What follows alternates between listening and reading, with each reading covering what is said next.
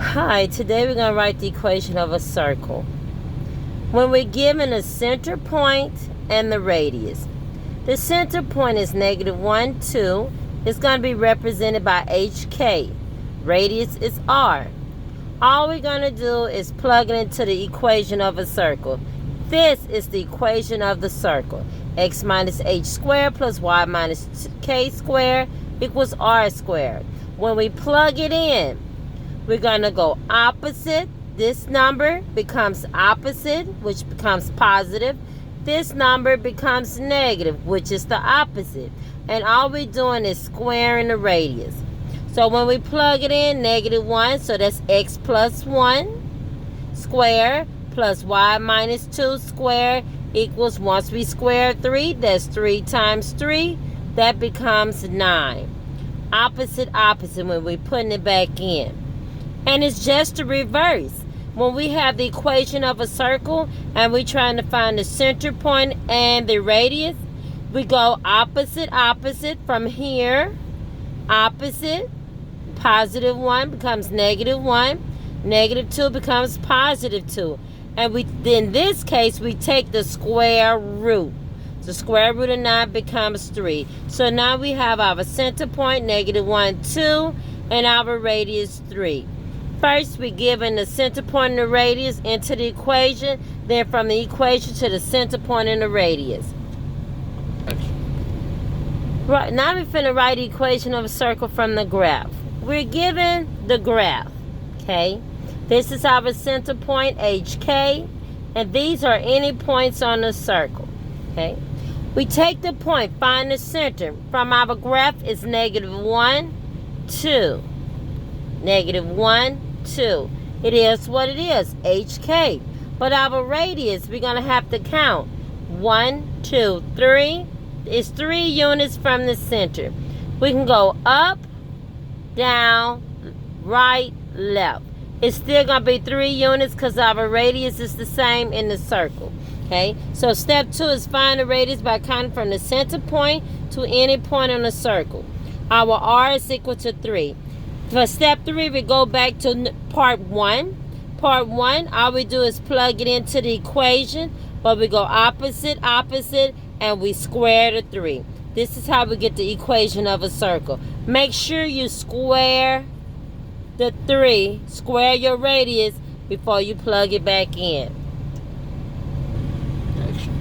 To graph a circle from an equation, we're given an equation, right? I'm sorry about the marking from the other page, but we're given an equation. This is my R, okay? That's going to be my radius. But in this case, we find the center and the radius like part 2. We do opposite, opposite. We have to take the square root. So my center, +1, -1. -2, +2. And I have to take the square root. That's how I get the radius of a 3. Now we're going to graph it. The first thing you do is you plot your -1 and your 2. That's your center point, your HK. Then you're going to count 3 units up that represent your radius. 1, 2, 3. Down, 1, 2, 3. Right, 1, 2, 3. And left, 1, 2, 3. It looks a lot better on graph paper. Then we just connect the points with arcs. It'll look better on graph paper, but my units, my radius, is still 3 units from the center.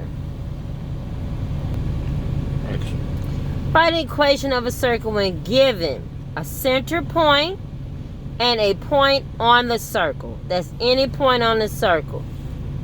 First thing we're going to do is the center. We just sub it into the equation.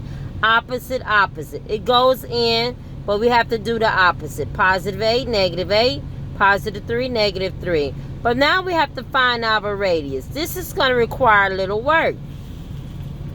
To find the radius, we use the distance formula to find the radius between the center and the point. The distance formula is represented by the square root of x squared minus x2 minus x1 squared plus y2 minus y1 squared. All we do is plug in our values. This is your x2, y2, x1, y1. We've done a distance formula before. We plug it in, simplify, and we get the square root of 85. Therefore, our radius is square root of 85 from the center point to any point.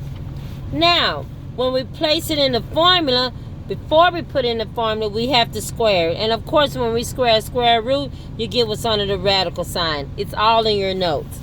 Therefore, my equation of a circle, opposite, opposite, square, right here. But you have to do the distance formula in order to get your radius. Once you get the radius, remember to square it, okay, before you plug it in. And keep in mind, when you see that x squared by itself, it'll be the same as x minus 0 squared. Therefore, your h is equal to 0, or y squared, y minus 0 squared, k is equal to 0. So if you get an example like this, plus y minus 6 squared equals 100, and I need the center, it'll be, this will represent 0, because it doesn't have a number, opposite, positive 6, and my radius. Remember, we have to take the square root of 100, and that'll be 10. Try your best, use your notes. You have it all. Bye.